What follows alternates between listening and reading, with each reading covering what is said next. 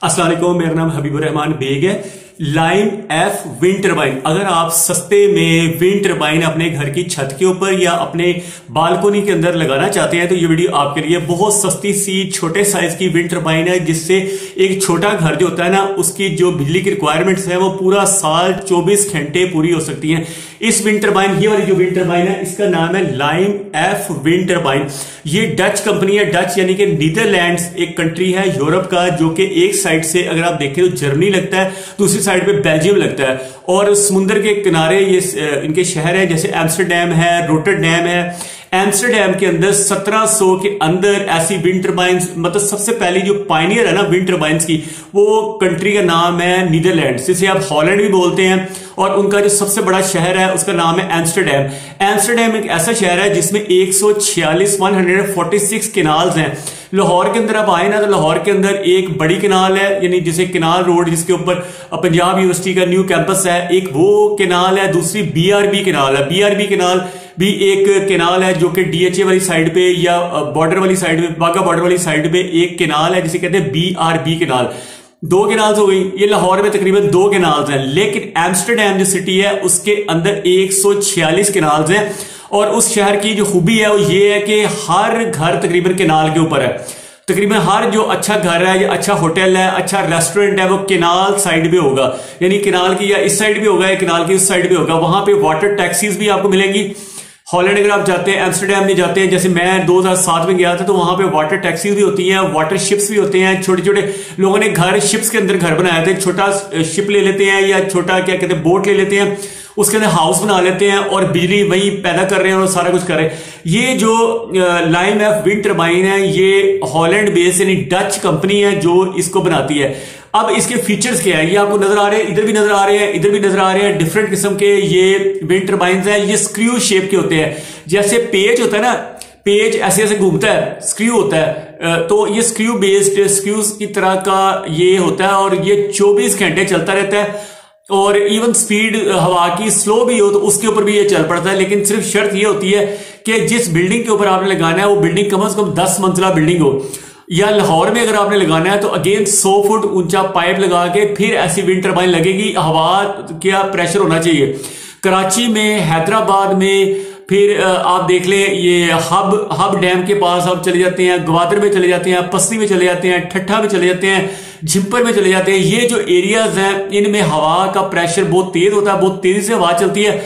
वहां आप अपने घर की छत के ऊपर या बालकोनी में, या अगर नीचे अगर आपका घर है तो कम से कम 100 फुट का पाइप लगाएंगे। उसके साथ इस तरह की आप लाइम एफ विंड टरबाइन लगा सकते हैं।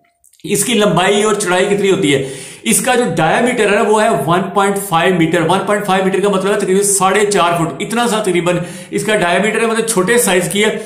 और इसका जो वेट है ना, टरबाइन और पंख, इसके जो पर शर सारा को मिला के 90 किलोग्राम वजन बनता है, 90 किलोग्राम वजन बनता है इसकी। जो लेकिन एक चीज है कि चूंकि विंड टरबाइन छोटे साइज की है, बिजली भी उतनी ही पैदा करेगी जितना कि इसका साइज है।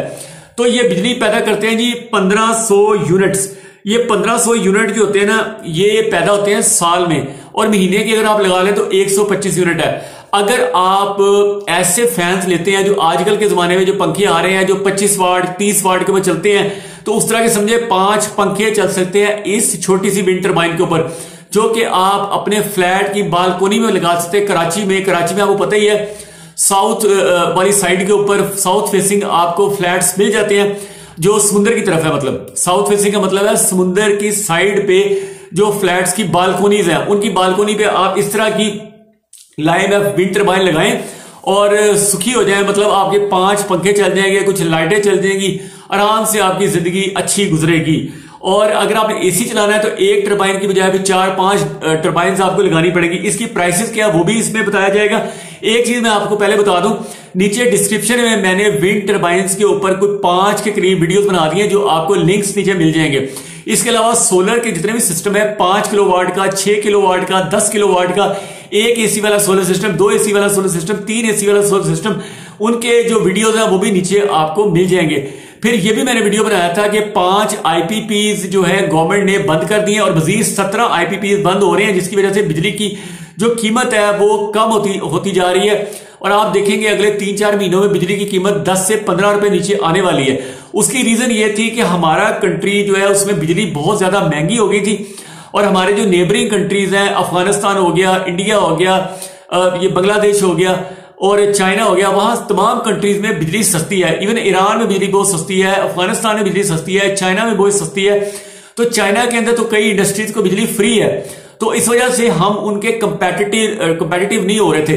तो इसलिए जरूरत सब्र की थी कि आईपीपी जो महंगे फर्नेस ऑयल पे चलते हैं, जो पेट्रोल पे, डीजल पे या इस तरह के महंगी इसके ऊपर इनपुट्स के ऊपर इंपोर्टेड चीजों पे चलते हैं, इंपोर्टेड कोल पे चलते हैं, इंपोर्टेड एलएनजी पे चलते हैं, उनको बंद किया जाए और उसकी जगह विंड मिल्स लगाई जाए। कराची में, ग्वादर में, ठट्ठा में, मुख्तलिफ एरियाज में विंड मिल्स लगाई जाए। उसका फायदा होगा कि विंड की मिल के ऊपर किसी भी किस्म का खर्चा नहीं है। एक दफा आप बड़ी सी गोल्ड विंड की विंड टर्बाइन लगा दें 15 मेगावाट की, उससे आप हजारों घरों को अगले 25 साल तक बगैर खर्चे के बिजली दे सकते हैं।